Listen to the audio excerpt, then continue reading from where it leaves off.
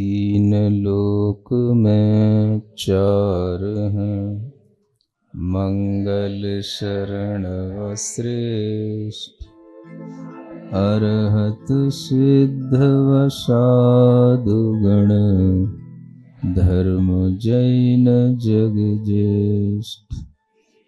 तीर्थंकर जिन देव की, जिन वाणी को ध्याय, सार्वधर्म संक्षेप से, कहूँ चित्त हुलसाए। नई छेड़ाला का यह कार्य चल रहा था। अध्यापन के इस कार्य में कल यह 13वां छंद पढ़ा था, लेकिन इसका कुछ उपयोग नहीं हुआ। आज फिर से पढ़ते हैं। जस तस विषय विरक्ति होय,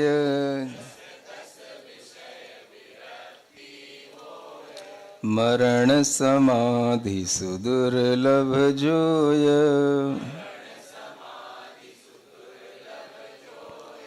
इस विध दुर्लभ है संज्ञान,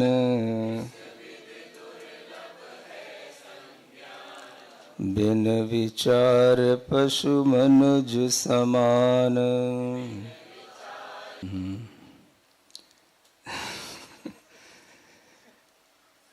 जस तस विषय विरक्ति होए।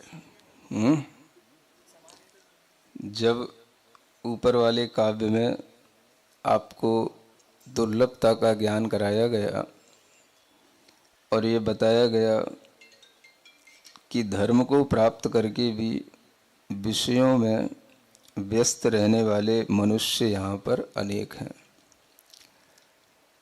और उन विषयों से हटने वाले लोग बहुत कम होते हैं और बहुत मुश्किल से हट पाते हैं। विषयों से हट पाना ये दुनिया का सबसे बड़ा कार्य है, कठिन कार्य है। विषयों से विरक्त होना ये जस तस माने जैसे तैसे, जैसे आप बोलते हैं ना, कैसे भी करके, हाँ, जैसे तैसे बने वैसे विषयों से विरक्त भी हुआ जाए तो बड़ा कठिन होता है। जैसे तैसे जैसे भी बने, बड़ी मुश्किल से ये कार्य हो पाता है। ये विषयों में आसक्ति का जो ये फोर्स है, ये इनर फोर्स, इसका नाम साइंस में कुछ भी नहीं है। ऊपर से गेंद जब नीचे गिरती है तो साइंस कहता है ग्रेविटेशनल फोर्स से गिरती है, लेकिन आदमी जब विषयों में गिर पड़ता है तो इसके लिए साइंस ने कोई भी फोर्स का नाम नहीं दिया। एक सोचने की बात है। जब आदमी, मनुष्य न चाहते हुए भी विषयों में गिर पड़ता है, तब भी उसको समझ नहीं आता कि ये कौन सा फोर्स है। जैसे तैसे का मतलब यही है कि बड़ी मुश्किल से ये हटता है। मुश्किल से हटने का मतलब ऐसे ही है कि जैसे कभी आपने देखा हो, क्या बताऊं, बिल्ली को देखा है ना आपने, और जब वह रसोई घर में मान लो किसी बर्तन में दूध रखा हुआ है और उसको पी रही हो, है ना, उस समय पर वह यह भी देख लेती है कि कोई आ भी रहा है, तो भी सोचती है कि जब तक आ रहा है तब तक पी लो।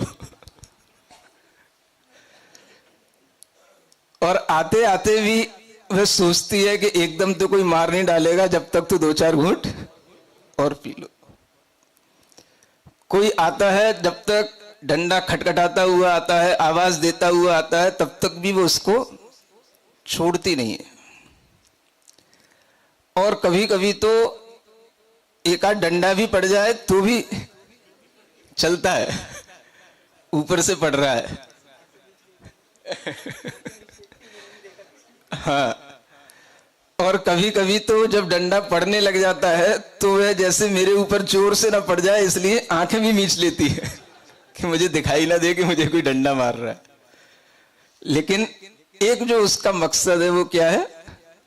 हाँ, वो जो आसक्ति है जिसके कारण से उसे लग रहा है कि डंडा पड़ रहा है तो भी छोड़ना नहीं, ये सबसे बड़ा काम है इस मनुष्य जीवन में। सबसे कठिन काम ये है, क्योंकि अब ये लास्ट दुर्लभता की बात है ना, तो बाकी तो सब दुर्लभ दुर्लभ अच्छा हो ही गया है। वो तो सब अपने को सहज ही मिल गया, जो अपने को पता ही नहीं कि क्या कठिनता से मिला। कठिन तो पिछले जन्म में कुछ किया होगा, तो अब सहजता से सब मिला हुआ है। अब क्या कठिन है? एक एक स्टेप को देखा जाए कि कौन सा स्टेप अब और हमारे लिए दुर्लभ है और कठिन है, तो ये स्टेप सबसे ज्यादा दुर्लभ है।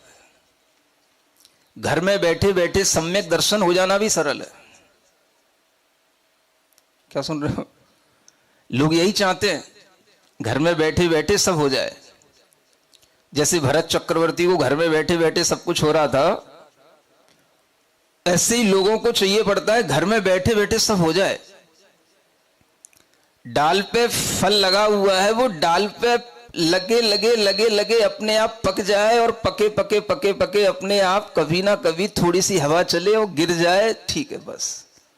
इसी तरीके से हमारे अंदर ऐसे धीरे धीरे धीरे धीरे सम्यक दर्शन आ जाए, हमेशा अपने अंदर ऐसे धीरे धीरे धीरे धीरे वैराग्य आ जाए और पता ही ना पड़े, और घर में रहते रहते रहते रहते बुढ़ापा आते आते आते अपने आप एकदम से मोक्ष हो जाए। ऐसी विचारधारा में अनेक लोग जी रहे हैं, और ऐसे ही नहीं जी रहे, डंके की चोट पर सबको समझा करके भी जी रहे हैं। भैया ऐसे ही जीना है। एक ही बस उदाहरण है दुनिया में, बस घर में बैठ के धर्म करने का, हाँ, सबको सहारा देने का। भरत चक्रवर्ती, बाहुबली का नाम मत ले लेना, हाँ, क्योंकि वो तो बहुत कठिन काम है। 1 वर्ष तक खड़े रहे, उनका तो बस नहीं चलता ना, उन्हें द्रव्यलिंगी भी कह देंगे। कौन सुन रहे हो ना? हाँ, तो उनका बस नहीं चलता, नहीं तो उसी समय उनके मुंह में कुछ थप्पड़ लग जाएगा। तो वो तो द्रव्यलिंगी कहने में ना चूके हैं कि 1 वर्ष तक खड़े रहे, क्या करते रहे, निंदा तो कर लेते हैं। देखो मोक्षगामी पुरुष की भी ऐसे जीव निंदा कर लेते हैं। 1 वर्ष तक खड़े खड़े क्या पा लिया? काम तो अंतर्मूर्त में होना था, भरत चक्रवर्ती ने अंतर्मूर्त में जो कर लिया। तुम 1 वर्ष तक खड़े खड़े नहीं करे, क्या मतलब है इस सब खड़े खड़े रहने का और बैठे बैठे रहने का? सुन रहे हो? ये कंपेयर किया जाता है। ऐसा सम्यक ज्ञान बढ़ रहा है दुनिया में। इसका नाम है वीतराग विज्ञान। क्या नाम है इसका? हाँ, ये सिखाया जाता है वीतराग विज्ञान में। इस तरह का ज्ञान जब दिमाग में छा जाता है तो व्यक्ति के लिए, अपने लिए भी वही ध्यान आता है, हो जाएगी विषय से विरक्ति, हो जाएगी। कैसे हो जाएगी? जैसे डाल पे लगा हुआ फल अपने आप पक जाएगा, अपने आप हवा चलेगी गिर जाएगा, ऐसे ही अपने आप सब कर्म पक जाएंगे, कर्म से मोक्ष हो जाएगा, सब हो जाएगा। बस बैठे रहो। समझ में आ रहा है? ये क्या कह रहे हैं यहां पर? अब ये नहीं छेड़ डाला, यही तो अंतर है भाई वीतराग विज्ञान में और नहीं छेड़ डाला में है। जैसे तैसे विषय विरक्ति होए, और उनके लिए काहे की विषय विरक्ति, कहे जैसे तैसे हो जाएगी अपने आप। ये अंतर है पुरानी छेड़ाला में और इस नई छेड़ाला में। इसलिए तुम्हें भी अच्छी लगे कोई जरूरी नहीं है, लेकिन क्या करें, अच्छी लगे ना लगे हमें इससे मतलब नहीं है। हमें तो वो खरी बात बोलनी है जो अच्छी बात आचार्यों ने कही है।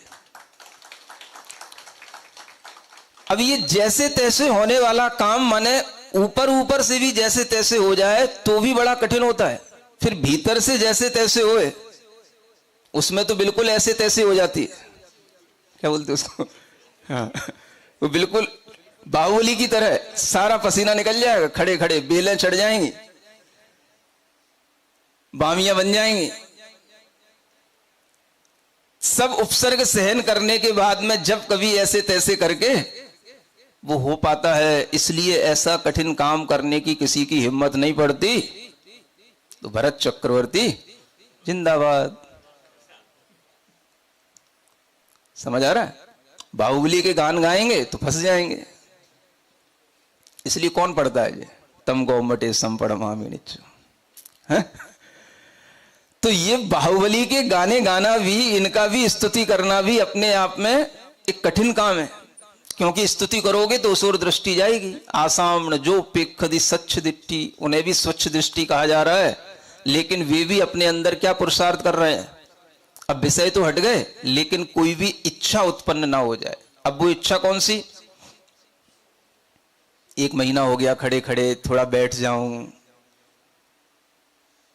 चींटियां काट रही हैं, बेलें चढ़ रही हैं, थोड़ा सा हटा करके शांति ले लूं। तो ये क्या है?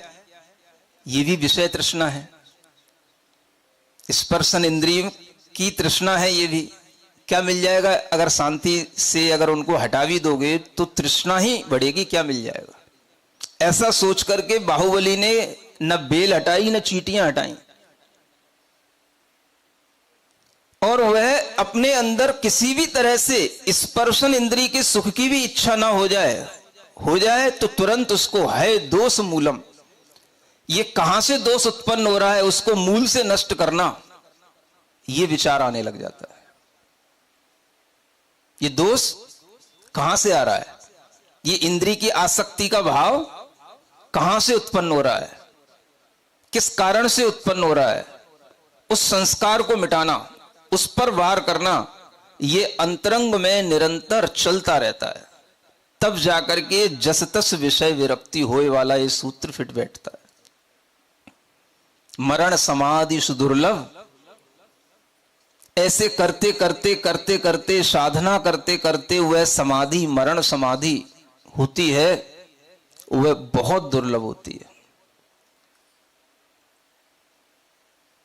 कौन सी समाधि? मरण समाधि। मरण किसी भी तरह का कष्ट हो और कष्टों को जीतते जीतते भी वह उस पर ध्यान न दे, मन को आत्मा में धर्म ध्यान के भावों में लगाए रखे। सुनते हो आजकल कैंसर के कितने रोग होते हैं? First stage, second stage, third stage तक तो अपन सब कीमो वीमो सब करवाते रहते हैं। उन कीमो में भी कितनी बेचैनी, कितना कष्ट होता है, कितनी गर्मी दी जाती है, कितना व्यक्ति को पीड़ा पहुंचती है, वो सब सहन करना पड़ता है क्योंकि जीना है। और इतना सब कुछ होने के बाद भी जब कभी वह 4th स्टेज पर पहुंच जाता है, कभी कभी लास्ट स्टेज पर पहुंच जाता है, तब क्या होता है? शारीरिक पीड़ा तो एक्सट्रीम होती है। अब मन की पीड़ा को कहीं थोड़ा सा संभाल पाए, रोक पाए, ये अपने आप में बहुत बड़ा पुरुषार्थ होता है। ऐसा नहीं है कि लोग कर नहीं पाते, होता नहीं है। पिछले वर्ष जयपुर में वर्षा योग के काल में एक व्रती बहन थी, समझ आ रहा है, और उसको कैंसर था, और उसने सल्लेखना का संकल्प लिया, और इतनी आसानी से वह सब साधना करती गई, इतनी आसानी से उसकी अंदर पीड़ा होती थी, मुंह में छाले थे, मुंह में कैंसर था, और वह कुछ भी लेने में करने में पीड़ा होती थी, दुख होता था, लेकिन फिर भी रोजाना दर्शन करने का भाव, रोजाना अर्घ चढ़ाने का भाव, रोजाना संबोधन पाने का भाव, ये भाव नहीं छूटता था। सुन रहे हो? ये कौन सी इच्छा है? ये कौन सी तृष्णा है? उसी का नाम है समाधि मरण। उस बहन का जिस तरह से मरण लोगों ने देखा, आश्चर्यचकित थे लोग। कैंसर होते हुए भी, पीड़ा होते हुए भी, कई दिनों से उपवास आदि की साधना के साथ भी कोई बेचैनी नहीं होते हुए भी अंत तक, जो आप लोग ये गाना गाते हो ना कि मेरा अंतिम मरण समाधि है, या जब प्राण तन से निकले, है ना, तो आपका गोद में मेरा सिर हो, इस तरह का जो कुछ भाव गाते हो ना, ये है ना, तुम्हारे सामने सामने मेरी अंतिम सांस निकले, ऐसा भी कुछ सुनने में आता है? तो वो चीज उसके साथ हुई। सामने सामने बैठे बैठे देखते देखते उसकी अंतिम श्वास निकली और उसे कोई कष्ट नहीं हुआ और उसका समाधि मरण हुआ। तो यूं नहीं कि आज कुछ होता नहीं है, आज भी होता है। करने के लिए थोड़ा सा हिम्मत चाहिए। आपके घर के ही लोग नहीं चाहेंगे, आप मर जाओ, भले ही एक चम्मच पानी पानी घूंट घूंट करके हम आपके मुंह में डालते डालते आपके प्राण निकलें, लेकिन निकलें तो ऐसे ही निकलें। आप अपने मन से मत कहना कि अब मुझे पानी नहीं लेना। अगर ये कुछ हो जाता है, मरण समाधि से दुर्लभ जो है, तो ये पीड़ा जो आज भोगी जा रही है, ये कभी फिर अगले जन्मों में जन्म जन्म तक इस पीड़ा का सामना करना ही ना पड़े। अगर एक बार इस समाधि मरण की साधना का, इस पीड़ा का अभ्यास करके शरीर को छोड़ा जाए तो। लेकिन ये हिम्मत हो नहीं पाती। आज कितने ही कैंसर पीड़ित पेशेंट आते हैं, लेकिन वह कभी भी इस तरह का अपने शरीर की अंतिम स्थिति को देख करके भी ऐसा भाव नहीं बना पाते कि हम कैसे कैसे इस साधना को बढ़ाएं, कैसे कैसे हम इस शरीर से अपने ममत्व को छोड़ें। या तो वो लोग गलत धारणाओं में जीते हैं, उनके फैमिली मेंबर कुछ डरे हुए रहते हैं, गलत धारणाओं में जीते हैं कि भाई इनके लिए कुछ एकदम से सब छुड़ा दिया जाएगा, इन्हें कुछ खाने पीने नहीं दिया जाएगा। ये सब गलत धारणा है। समाधि मरण में भी सब कुछ दिया जाता है, क्रम क्रम से सब कुछ कम किया जाता है, लेकिन अदवा तदवा कुछ नहीं होता है। जितना उसके लिए उपयोगी होता है, जितना उसकी बॉडी एक्सेप्ट करती है, उतना उसको दिया जाता है। आप मुंह में ज्यादा देंगे तो रोग ज्यादा बढ़ेगा, जल्दी बढ़ेगा, और जल्दी बढ़ेगा तो वह जल्दी आयु खिरेगी। तो मुंह में ये भी हो जाता है। हम सोचते हैं कि संलेखना में जल्दी आयु खिर जाती है, मैं कहता हूं आपके मोह के कारण से जल्दी आयु खिर जाती है। जब उस बहन का समाधि मरण देखा तो कितने महीने, 45 दिन तक बिना किसी भी चीज को खाए, मात्र जल लेकर के, और बीच बीच में कई उपवास करते हुए सिर्फ जल से उसने 45 दिन निकाल लिए। और जो चीजों पर आपका श्रद्धान होना चाहिए, उन चीजों पर आपका कोई श्रद्धान नहीं है। आत्मानुभव के बिना सम्यक दर्शन नहीं होता। कोई नहीं कहेगा कि समाधि मरण के बिना सम्यक दर्शन नहीं होता।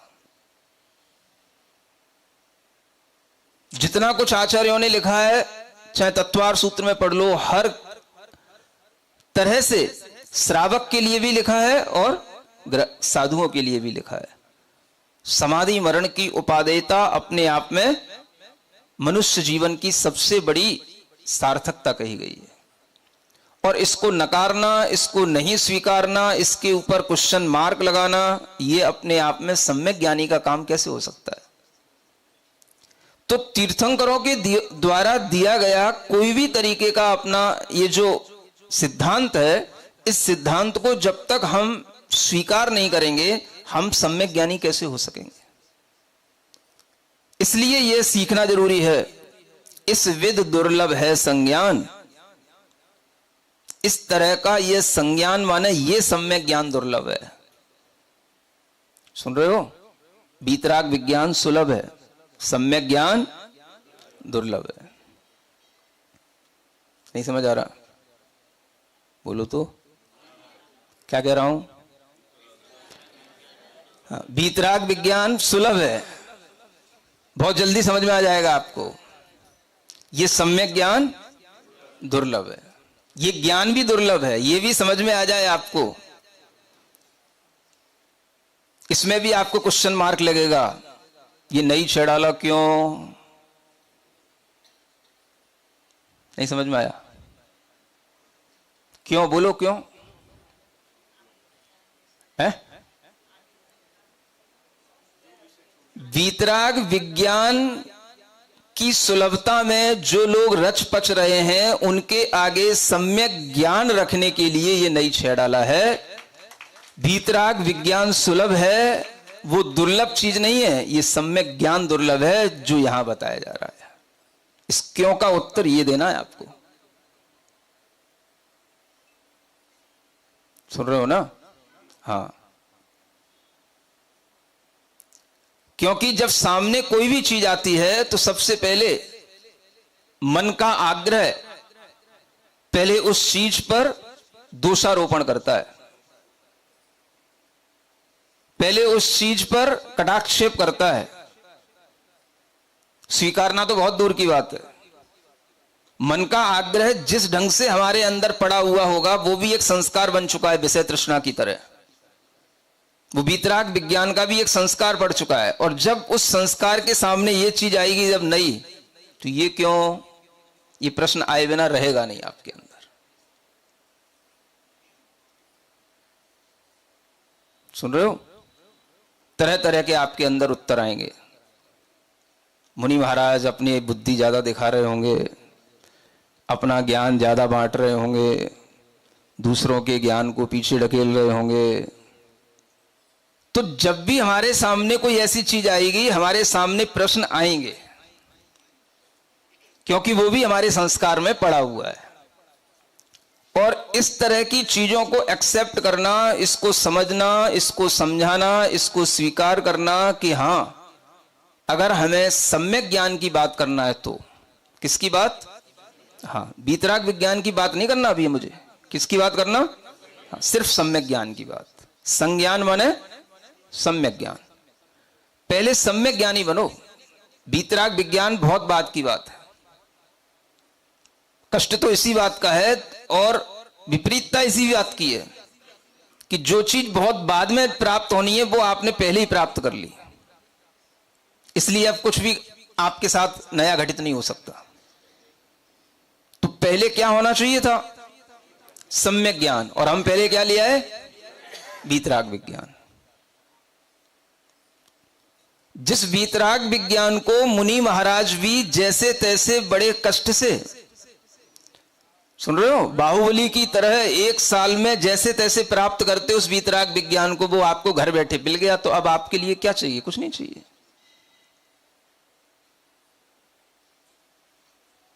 तो क्या दुर्लभ है?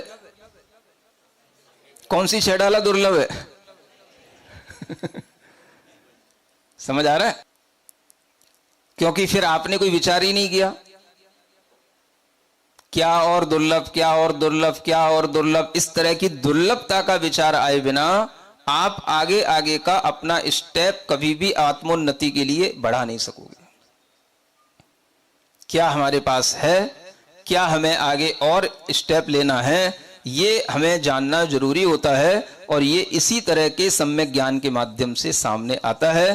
तो इस सम्यक ज्ञान की बात यहां पर आपके लिए जो कही गई है, ये भी एक बहुत ही सामान्य सम्यक ज्ञान है। नहीं समझ में आ रहा है? सामान्य का मतलब सबकी समझ में आने वाला। अभी इसमें शास्त्र की तो कोई बात है ही नहीं है, ये तो सब कॉमन बातें हैं जो अपने को समझ में आ रही हैं। जो सम्यक ज्ञान वास्तव में प्रमाण और नयों और विशेष जीवादि पदार्थों को जानने से होगा, वो अलग चीज है,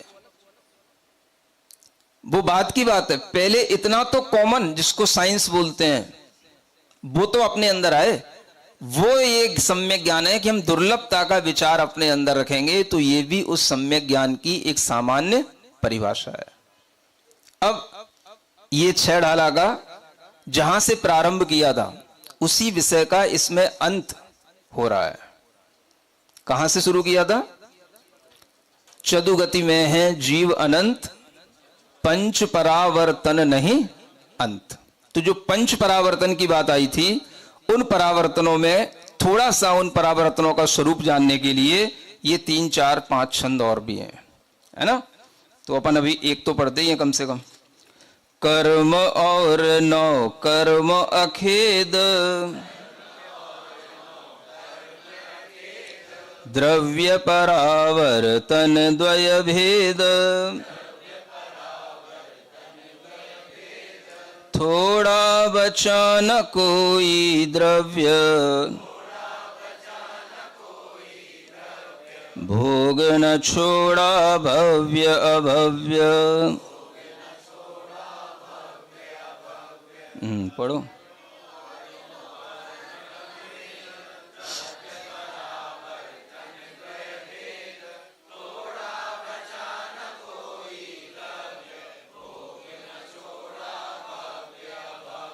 ये द्रव्य परावर्तन है। द्रव्य माने मैटर, है ना, जो पुद्गल पदार्थ है उसको द्रव्य कहते हैं। तो वो द्रव्य दो तरह का होता है, एक कर्म द्रव्य होता है, एक नौकर्म द्रव्य होता है ना। कर्म द्रव्य का मतलब जो अपन ज्ञानावरण आदि 8 कर्मों का ग्रहण करते हैं, ये कर्म द्रव्य है। ये क्या है? हाँ। और जो शरीर के योग्य जो पुद्गल वर्गणाओं को हम ग्रहण करते हैं, जिस शरीर के योग्य, शरीर को बनाने के लिए जिन पर्याप्तियों के माध्यम से शरीर आदि की वर्गणाओं को ग्रहण किया जाता है, ये सब क्या है? ये नौकर्म द्रव्य है। तो जीव हर समय पर कर्म द्रव्य को भी ग्रहण कर रहा है और हर समय पर नौकर्म द्रव्य को भी ग्रहण कर रहा है। नौकर्म द्रव्य की पुद्गल वर्गणाएं, ये इनकी क्वालिटी अलग है, और जो कर्म द्रव्य की पुद्गल वर्गणाएं हैं, इनकी क्वालिटी अलग है। द्रव्य दोनों है, पुद्गल द्रव्य की अपेक्षा से दोनों पुद्गल हैं। एक स्थूल है, एक सूक्ष्म है। नौकर्म द्रव्य हमें दिखाई देता है, ये स्थूल पुद्गल द्रव्य है। कर्म द्रव्य हमें दिखाई नहीं देता, ये सूक्ष्म पुद्गल द्रव्य है। दोनों ही पुद्गल हैं, अजीव पदार्थ हैं। और इन दोनों ही द्रव्यों को ग्रहण करना और छोड़ना, ग्रहण करना और छोड़ना, इस जीव ने अतीत काल में इतना किया है कि आचार्य कहते हैं थोड़ा बचा ना कोई द्रव्य। मतलब थोड़ा भी कुछ बचा नहीं है अब। कौन सा? जो कुछ रह गया हो बस अब उसको और ग्रहण कर लें और उसके बाद में हम फुर्सत हो जाएं। ऐसा कोई भी, न तो शरीर के योग्य पुद्गलों वाला कोई द्रव्य बचा और ना कर्म के योग्य पुद्गलों वाला कोई द्रव्य बचा। अतीत काल में इतना द्रव्य हमने ग्रहण कर लिया है और उसको ग्रहण करके छोड़ भी दिया है। इससे कोई मैटर नहीं कि आप भव्य हैं कि अभव्य हैं। सुनते हैं ना? थोड़ा बचा न कोई द्रव्य, भोग न छोड़ा भव्य अभव्य। भोग इसी को कहते हैं जो आपने ग्रहण किया और वह जब आपके लिए छूटेगा तो वो भोग करा करके छूटेगा। जैसे आपने किसी कर्म का बंध किया, 7 या 8 प्रकार के कर्म हमेशा बनते रहते हैं। आयु कर्म कभी कभी बनता है, इसलिए 7 प्रकार के कर्म हमेशा बनते हैं। मानो आपने कोई कर्म इस क्षण पर उन कर्म वर्गणाओं को, उन पुद्गल परमाणुओं के पिंड को आपने, जो कर्म योग्य हैं, उनको आपने ग्रहण किया अभी इस क्षण पर, है ना, जो हर समय हम कर ही रहे हैं। अब उसको जब हमने ग्रहण करने के बाद में वह कर्म जो हमारी आत्मा में बंध गया, वो जब हमारी आत्मा से छूटेगा तो वो हमें उसका फल दे करके बाहर निकलेगा, तो वो भोग कहलाएगा। वो तुम्हें अनुभव करा के जाएगा, सुख का या दुख का, किसी भी तरह से अपने कर्म फल का। इसका नाम क्या है? भोग। तो कोई भी कर्म जो हमने अपनी आत्मा में आज बांधा, इस क्षण बांधा, अब ये कर्म हमने जिस परिणाम से बांधा और उस परिणाम के माध्यम से जो पुद्गल कर्म की वह स्निग्ध रूक्षादि पर्यायें थीं, उन गुणों का जैसा परिणमन था, उनकी जैसी उन पुद्गल परमाणुओं की गंध आदि की अवस्था थी, उस अवस्था को बांधने के बाद में हमने मानो तुरंत तो वह कर्म हमारे उदय में आ नहीं जाएगा। तो उस कर्म द्रव्य को बांधने के बाद में अनंत बार हम और दूसरा अग्रहित द्रव्य भी बांधते रहते हैं। अग्रहित का मतलब होता है जिसे हमने पहले कभी ग्रहण नहीं किया हो। माने एक कर्म पुद्गल परावर्तन कैसे पूरा होगा उसकी मैं आपको शॉर्ट में प्रोसेस बता रहा हूं। तो जब हमने कोई एक क्षण पर इस कर्म बंध को ग्रहण कर लिया, उसके बाद में हमें अनंत बार अग्रहित परमाणुओं का ग्रहण होगा। कौन सा? फिर उसके बाद में अनंत बार मिश्र परमाणुओं का ग्रहण होगा, जिसमें कुछ ग्रहित होंगी और कुछ अहित अग्रहित पार्टिकल्स दोनों तरह के होंगे। फिर उसके बाद में ग्रहित परमाणुओं का अनंत बार ग्रहण होगा। तब जाकर के एक दशा ऐसी आएगी जब हमने इसी ग्रहित परमाणु को ग्रहण करने के लिए फिर से वह समय हमारे सामने आए जब हम इसी भाव से उन्हीं पुद्गल परमाणुओं को जो उसी स्निग्ध रूक्षादि गंधादि की दशा में हैं उनको फिर वैसा ही हम ग्रहण कर लें, तब वो एक कर्म पुद्गल परावर्तन कहलाएगा। इसी तरीके से नौकर्म पुद्गल द्रव्य का मतलब ये शरीर के योग, जैसे अपना औदारिक शरीर है ना, देवनारकियों का वैक्रियक शरीर होता है, किसी का आहारक शरीर भी होता है, तो इन तीन शरीर के योग्य पुद्गल परमाणु अलग अलग होते हैं। 6 पर्याप्तियां उसी शरीर के अनुसार बनेंगी। इन 6 पर्याप्तियां तीन शरीर के योग्य जो पुद्गल परमाणुओं की वर्गणाओं को हमने जिस क्षण ग्रहण किया उस समय पर जो उन पुद्गलों की दशा है, अवस्था है, जो उनकी स्निग्ध रुक्षादि गुणों की पर्याय है, जो उनमें गंध आदि का परिणमन है, वो हमने ग्रहण करके एक बार ग्रहण करके बांध करके अपने अंदर रख लिया। अब तुरंत वह हमारे लिए ग्रहण करके छोड़ने में नहीं आएगा। अब हम बीच में क्या करेंगे, अनंत बार अग्रहित पुद्गल परमाणुओं को ग्रहण करेंगे, फिर उसके बाद मिश्र परमाणुओं को ग्रहण करेंगे, जैसे कर्म में था ऐसे नौकर्म में, और फिर उसके बाद में ग्रहित परमाणुओं को ग्रहण करेंगे। तब जाकर के ग्रहित करते करते इसका नंबर आएगा कि जो हमने आज ग्रहण किया है वही हमें अनंत समय के बाद में फिर से ये ग्रहण करने में आए, और इसी प्रकार की पुद्गल वर्णाओं का परिणमन हो जैसा इस समय पर हो रहा है, तो वो एक नौ कर्म पुद्गल परिवर्तन कहलाएगा। ये दोनों को द्रव्य परावर्तन का स्वरूप कहा जाता है।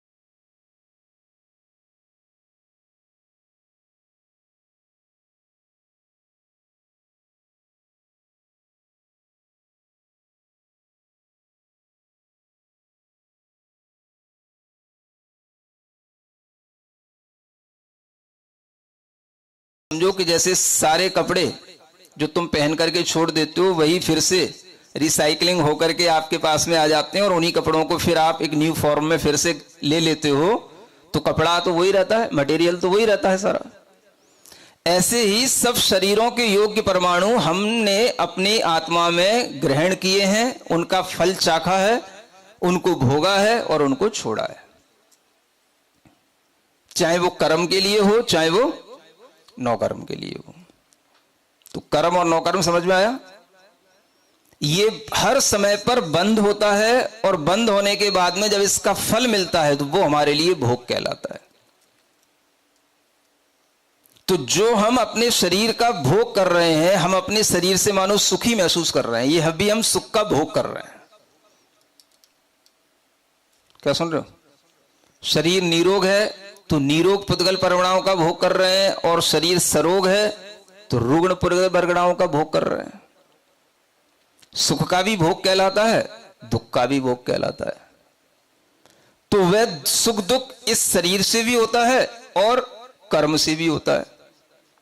तो कर्म भी अपना फल दे करके जाएगा, तब सुख दुख का उपभोग होगा, और जिसके माध्यम से फल देगा वह शरीर होगा, वह शरीर के योग्य पुद्गल वर्गणाओं का भी सुख दुख हम भोगेंगे, तो वो भी हमारा उपभोग कहलाएगा। सुन रहे हो? इसलिए जो आप बोलते हो ना हम भुक्त भोगी हैं, इसका मतलब क्या है? हर चीज हमने पहले से भोग रखी है। भुक्त माने भोगा हुआ, उसी को हम भोग रहे हैं। तो ये बात आप इसलिए नहीं लगाते हो कि ऐसा शरीर हमें पहले भी कई बार मिल चुका है। समझ आ रहा है? कोई कष्ट आता है आपके ऊपर, तब आप कहते हो भैया ये सब तो हमें पता है, भुक्त भोगी हैं। क्या सुना? हाँ, चातुर्मास चातुर्मास चातुर्मास होना है। चातुर्मास में क्या क्या होता है महाराज, हमें सब मालूम है, भुक्त भोगी हैं। ये भी भुक्त भोगी में आएगा? होता ही रहता है चातुर्मास महाराज, क्या क्या होता है हमें सब पता है। नया होगा तो नई पुद्गल वर्गणाएं वो भी कहीं ना कहीं भोग चुके होंगे। अब वो कभी ग्रहित होती है, कभी अग्रहित होती है ना? तो हो सकता है कि आपके लिए ग्रहित का अनुभव ज्यादा हो, अग्रहित का अनुभव कम हो, है ना? लेकिन दुनिया में पुद्गल वर्गणाओं का भोग तो हमारे लिए हो चुका है, लेकिन सारा का सारा जो ज्ञान का भोग है वो हमारे लिए पूरा नहीं हुआ कभी। ये नहीं कहा आचार्यों ने ये जो ज्ञान है वो सारा सारा तुम पहले भी ले चुके हो, इसको भी भोग चुके हो। ज्ञान का भोग नहीं किया, है ना? तो ज्ञान नया होता है, बाकी सब चीजें दुनिया में पुरानी होती हैं। शरीर भी पुराना होता है और रिश्तेदार भी पुराने होते हैं, और सुख दुख की जो भी हमारे लिए भावनाएं, परिणतियां और विचार आते हैं ये भी सब पुराने होते हैं। ये सब हम अनेक बार कर चुके होते हैं, अनेक बार छोड़ चुके होते हैं। यहां पर सबको अनंत बार में गिना गया है। अनेक कहने से तो हल्का लगता है। भुक्तोज्जिता मुहुर्मोहान मया सर्वेपि पुद्गला उच्छिष्टिषु तेष्वद्य मम विज्ञस्य कायस्प्रहा। आचार्य पूज्यपाद महाराज। हाँ क्या? देखो, ज्ञान पढ़ लेना अलग बात है, और एक ज्ञान की अवधारणा, ज्ञान की एक भीतर से भावना उत्पन्न होना, है ना? ज्ञान का अपने में समाना, ज्ञान का एक आनंद लेना जिसको कहते हैं, वो अलग बात है ना? तो हो सकता है ज्ञान ये पहले पढ़ा हो, लेकिन ज्ञान का आनंद वो पुराना नहीं होता, वो नया ही होगा, है? हाँ, तो नई छेड़ाला पढ़ोगे तो नया आनंद आएगा, नया ज्ञान आएगा। हाँ, तो यही नए ज्ञान का आनंद, ज्ञान ही का आनंद नया हो सकता है। हाँ, बाकी सब तो पुराना है। इसलिए नई छेड़ाला में नया आनंद है, नया ज्ञान है। ये अगर आपके दिमाग में चढ़ जाए तब तो फिर कोई दिक्कत है ही नहीं। जिसको ज्ञानानंद आने लगेगा उसको विषयानंद अपने आप छूटने लगेगा। इस तरह से आचार्यों ने कहा कि भोगों की जो तृष्णा है वो तो हमने सब पूरी कर ली है, लेकिन कभी पूरी हुई नहीं।